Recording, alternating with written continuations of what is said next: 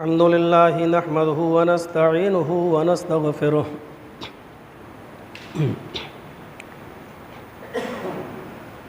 ونعوذ بالله من شرور أنفسنا ومن سيئات أعمالنا من يهده الله فلا مضل له ومن يضلله فلا هادي له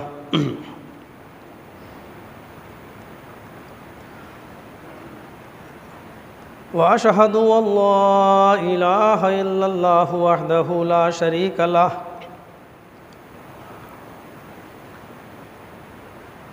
وأشهد أن محمدًا عبده ورسوله أما بعد فإن خير الحديث كتاب الله وخير الهدي هدي محمد صلى الله عليه وسلم وشر الأمور محدثاتها وكل محدثة بدعة وكل بدعة ضلالة وكل ضلالة في النار أعوذ بالله من الشيطان الرجيم بسم الله الرحمن الرحيم قل إن الموت الذي تفرون منه فإنه ملاقيكم ثم تردون إلى عالم الغيب والشهادة فينبئكم بما كنتم تعملون رب اشرح لي صدري ويسر لي أمري واحلل عقدة من لساني يفقهوا قولي۔ گزشتہ کئی جمعوں سے موت کے موضوع پر گفتگو چل رہی تھی، اسی سلسلے کو آگے بڑھاتے ہوئے یہ بتانا چاہتا ہوں کہ موت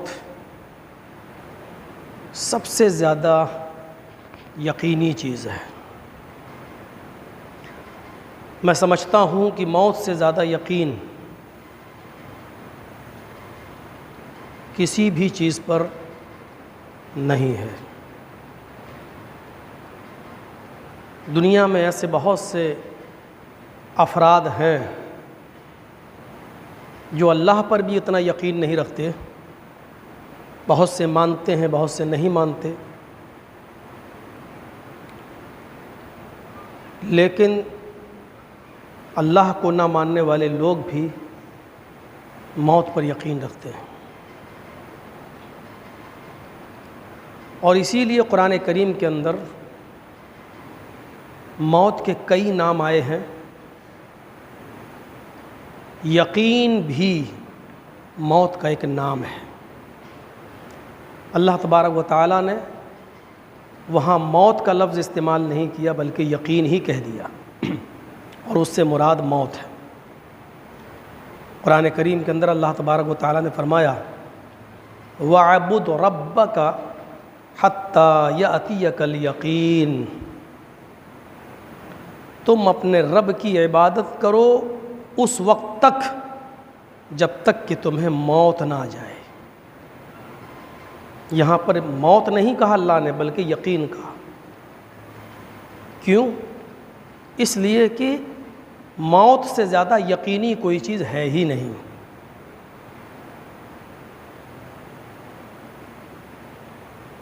قرآن کریم میں اور جگہ اللہ تبارک و تعالیٰ نے فرمایا، منافقین کا تذکرہ کرتے ہوئے، بدعملوں کا تذکرہ کرتے ہوئے کہ نکذب بیوم الدین، ہم قیامت کے دن کو جھٹلاتے رہے یہاں تک کہ یقین یعنی موت ہمیں آ گئی۔ ادھر بھی اللہ تبارک و تعالیٰ نے لفظ یقین استعمال کیا۔ اسی لیے نبی اکرم صلی اللہ علیہ وسلم نے صحابہ کرام کو فکر آخرت سے کبھی غافل نہیں کیا۔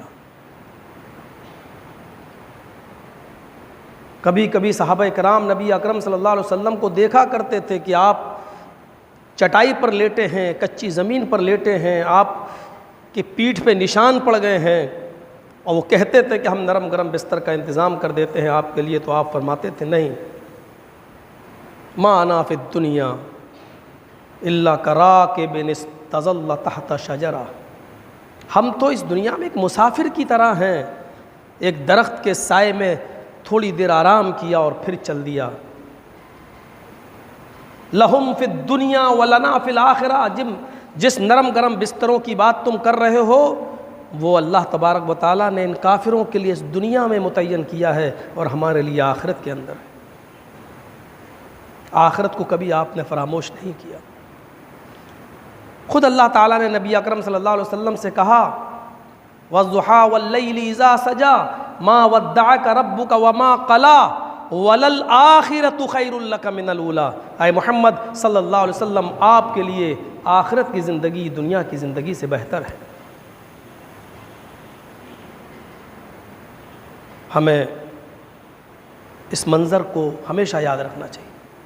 میں نے بتایا تھا کڑیاں جوڑنا پڑتی ہیں، مقصد یہ نہیں ہوتا ہے کہ اس چیز کو دوبارہ پیش کر کے ٹائم پاس کیا جائے، کڑیاں جوڑنا پڑتی ہیں، یاد دہانی کرائی جاتی ہے، ایک ربط جوڑا جاتا ہے، روح کیسے نکلتی ہے میں نے بتایا تھا۔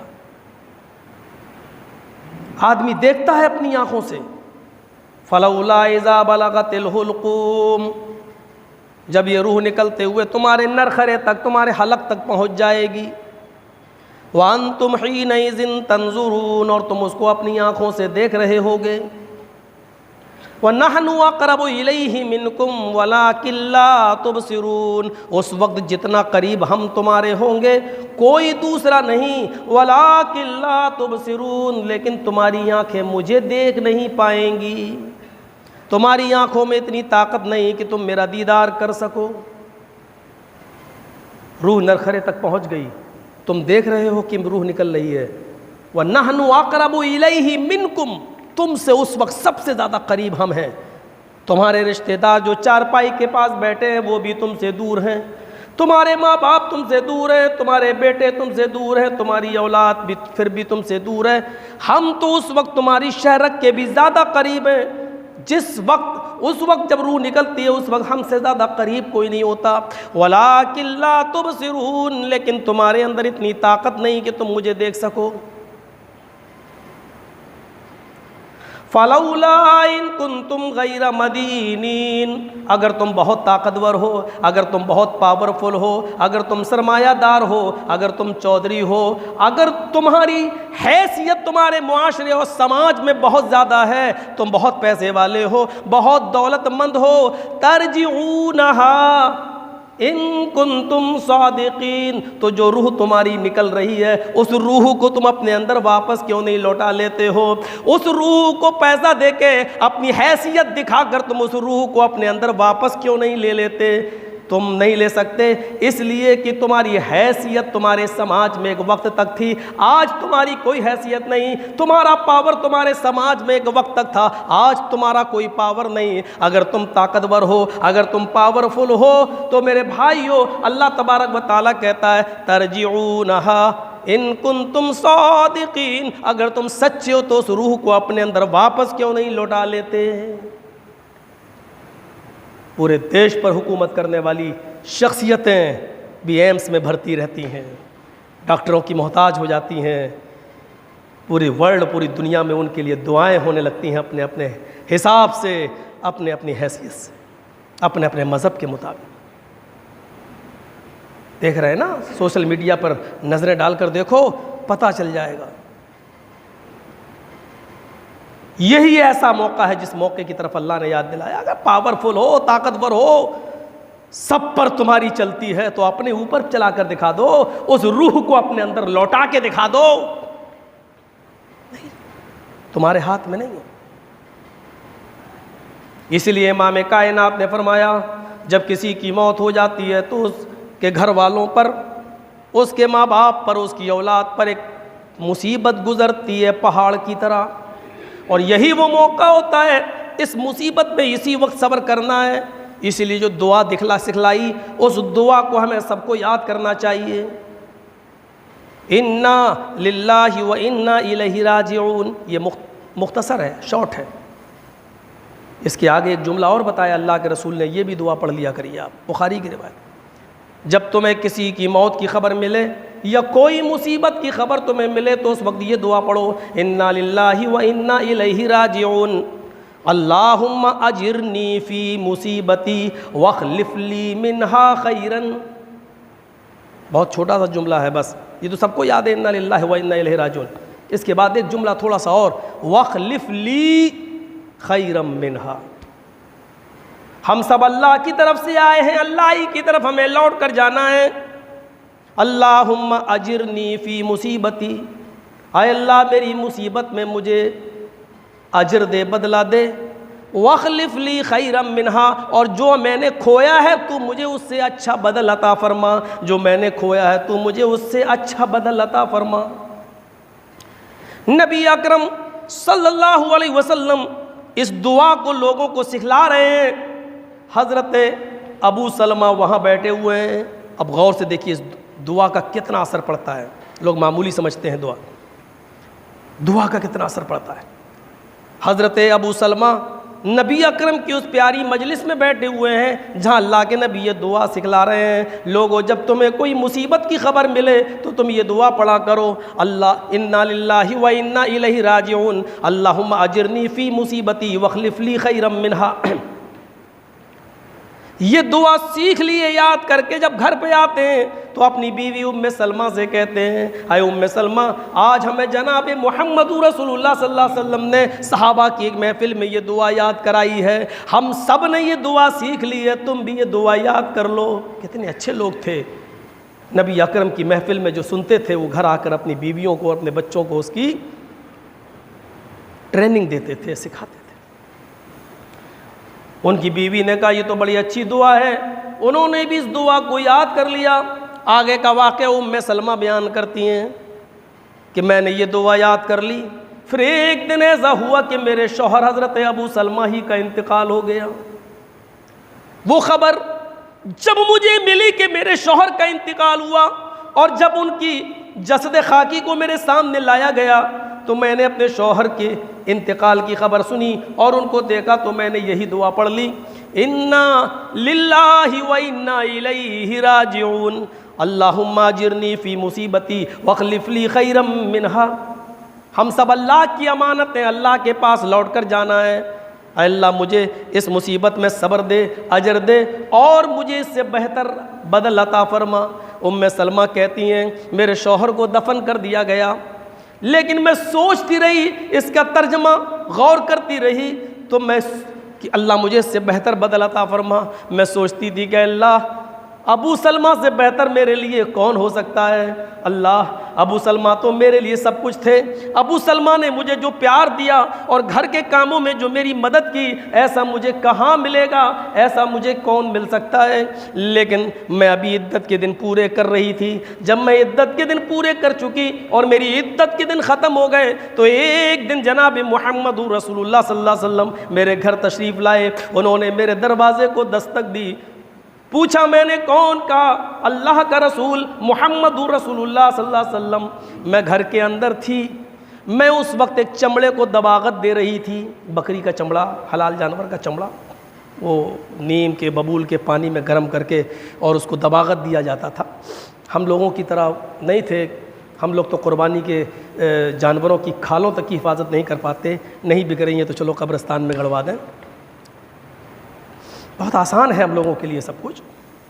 وہ ایک چمڑا بھی ہوتا تھا تو اس کو بھی کام میں لاتی تھی، اور یہ وہاں کے مرد نہیں، عورتیں یہ کام کرتی تھیں۔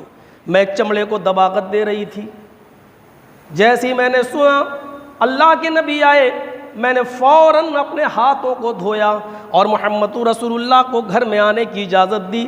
اللہ کے نبی گھر میں آئے، میرے پاس اس وقت نہ کوئی بستر تھا، نہ کوئی لمبا چوڑا ساز و سامان تھا کہ جہاں بٹھا سکیں، ایک چمڑے کا تکیہ تھا، میں نے وہی تکیہ جناب محمد رسول اللہ کو دے دیا اور آپ اس پر ٹیک لگا کر بیٹھ گئے۔ تھوڑی دیر کے بعد اللہ کے نبی صلی اللہ علیہ وسلم نے مجھے اپنی شادی کا پیغام دیا۔ اے ام سلمہ، ابو سلمہ کا انتقال ہو گیا ہے، میں چاہتا ہوں کہ میں تم سے نکاح کر لوں، اگر تمہاری مرضی ہو تو شوق سے تم نکاح کر سکتی ہو مجھ سے۔ بخاری کی یہ روایت ہمیں بتاتی ہے کہ ایک شخص ڈائریکٹ بھی کسی کو پیغام دے سکتا ہے، لیکن ایک ہی بار، اور اس کی اجازت بھی طلب کر سکتا ہے۔ اگر ہاں ہے تو پھر آگے کا رشتہ طے ہو، پھر ماں باپ بات کریں، پھر آگے کے مرحلے طے ہوں۔ یہ ہمیں یہ بخاری کی روایت ہمیں بتلا رہی ہے۔ حضرت ام سلمہ کہتی ہیں میں نے اللہ کے نبی کی بات بہت غور سے سنی، اور جب وہ خاموش ہو گئے اور میرے جواب کا انتظار کرنے لگے تو میں نے کہا اے اللہ کے نبی، ایسی کون سی بد نصیب عورت ہوگی جس کو آپ پیغام نکاح دیں اور وہ آپ کے نکاح کے پیغام کو ٹھکرا دے، وہ اس کو قبول نہ کرے، لیکن میرے ساتھ کچھ پرابلمس ہیں، میری کچھ پریشانیاں ہیں، اگر آپ اس کو سولو کر سکتے ہیں، آپ کے پاس اس کا کوئی حل ہے تو بتائیے۔ کہا کیا؟ آپ بھی اپنی بات رکھو سامنے۔ کہا اللہ کے رسول، پہلی چیز تو میرے اندر یہ ہے کہ میں بہت غیرت مند عورت ہوں، میں بہت غیرت مند عورت ہوں، سوکنوں کو میں برداشت نہیں کر سکتی۔ یہ ہر ایک عورت کی فطرت ہوتی ہے، آج بھی ہمارے اس زمانے میں موجود ہے۔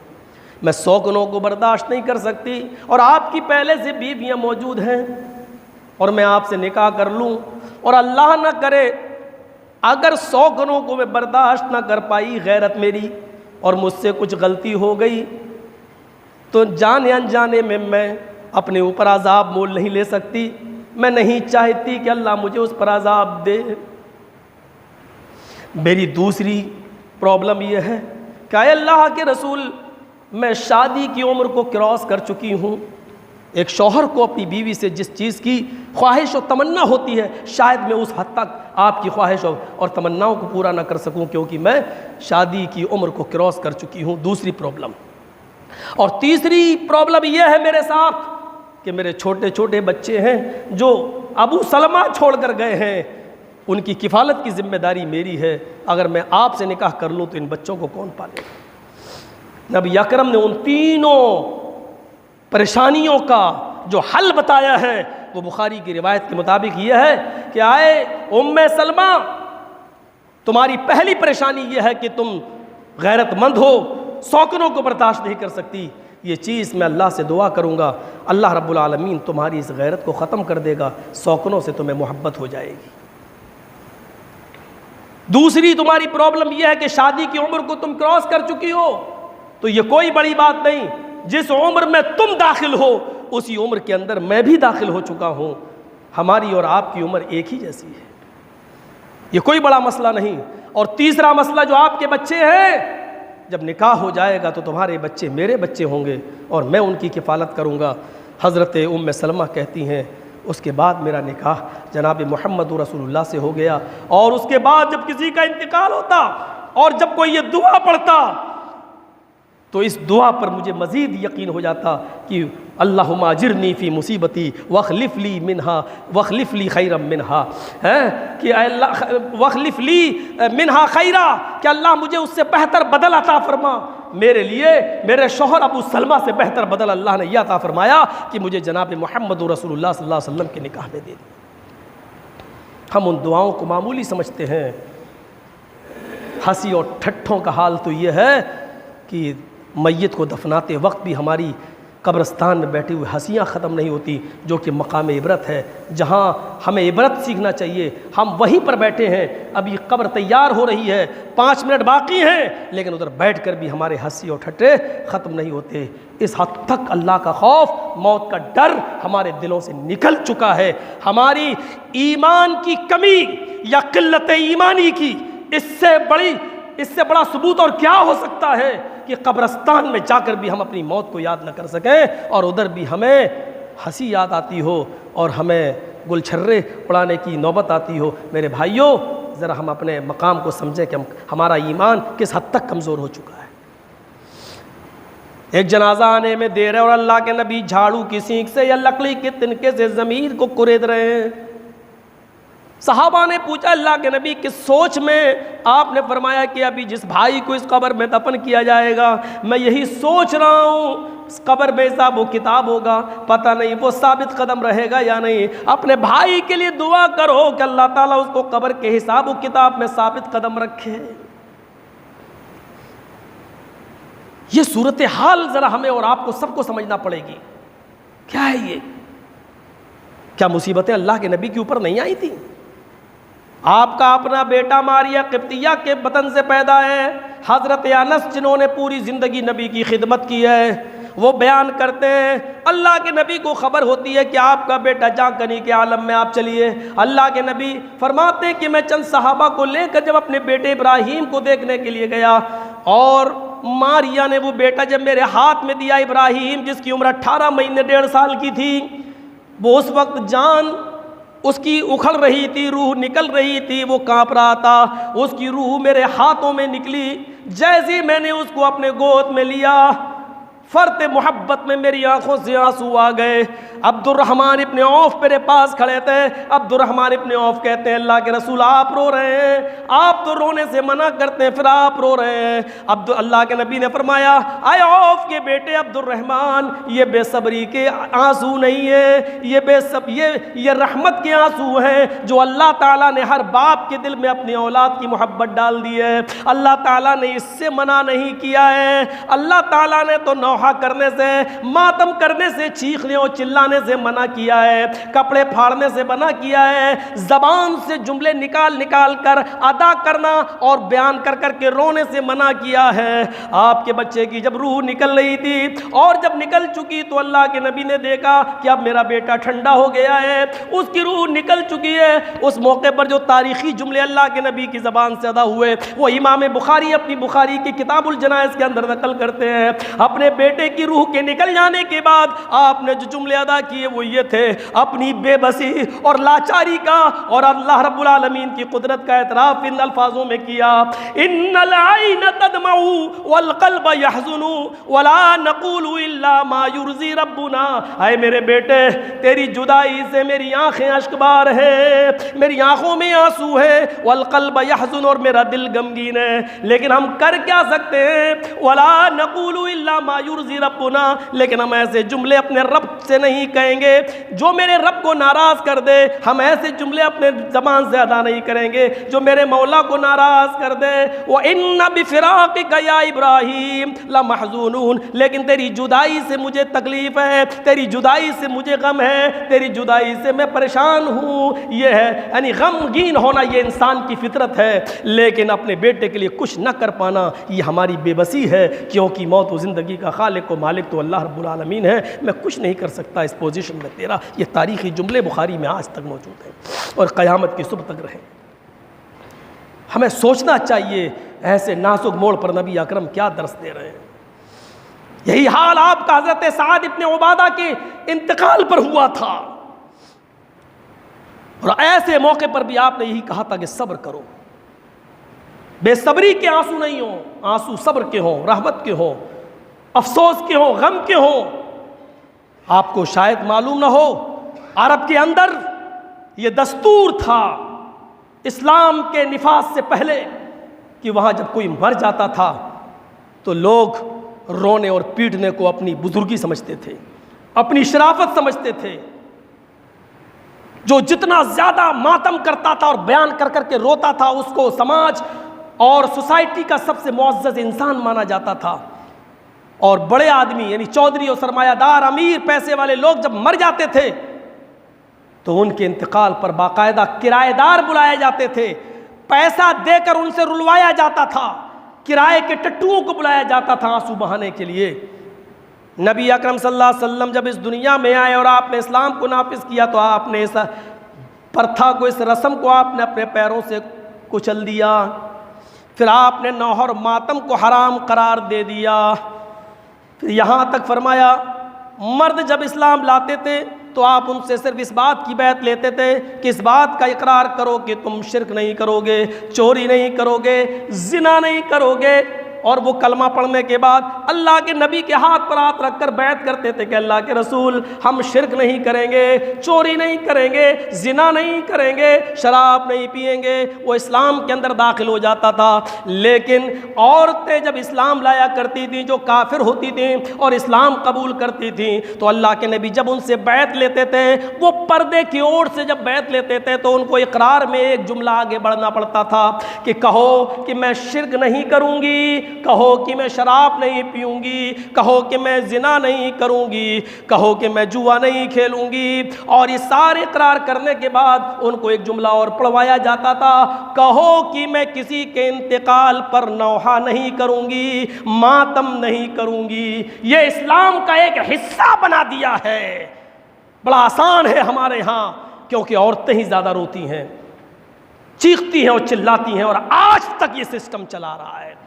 پھر امام کائنات نے اس کو اسلام سے ایسا جوڑا کہ اللہ کے نبی صلی اللہ علیہ وسلم نے فرمایا، عبداللہ ابن مسعود اس حدیث کے راوی ہیں، آپ نے یہ حکم اسلام کا ایک قانون بنا دیا کہ اے عبداللہ ابن مسعود، میری زبان سے نکلنے والے ان جملوں کو قیامت تک آنے والے لوگوں کے لیے ایک اصول بنا دو، ایک ضابطہ بنا دو، اور لوگوں کو کہہ دو کہ محمد رسول اللہ نے اعلان کر دیا۔ کس بات کا اعلان کر دیا؟ لیس منا من ضرب الخدود، وہ مسلمان نہیں، وہ محمد رسول اللہ کا امتی نہیں جو کسی کے انتقال پر اپنا چہرہ نوچے یا اپنے چہرے پر تھپڑ مارے، وشق الجیوب، اور اپنے کپڑے پھاڑے، اپنے گریبان چاک کرے، ودعا بدعوی الجاہلیہ، اور جاہلیت کے نعرے لگائے، اپنے بچوں کا یا بڑوں کا نام لے لے کر پکار کر بیان کر کے روئے، کہہ دو کہ وہ مسلمان نہیں، محمد رسول اللہ اس سے بری ہے، اس کے اسلام سے بری ہے، میرے پاس اس کے لیے اسلام میں داخل ہونے کا کوئی راستہ نہیں ہے، ایسے شخص کے لیے، ایسے مرد یا ایسی عورت کے لیے میرے دھرم میں، میرے مذہب میں کوئی انٹری نہیں ہے، لیس منا، وہ ہم میں سے نہیں ہے۔ یہ کون بتائے گا؟ یہ اصول اور یہ ضابطے کون طے کرے گا؟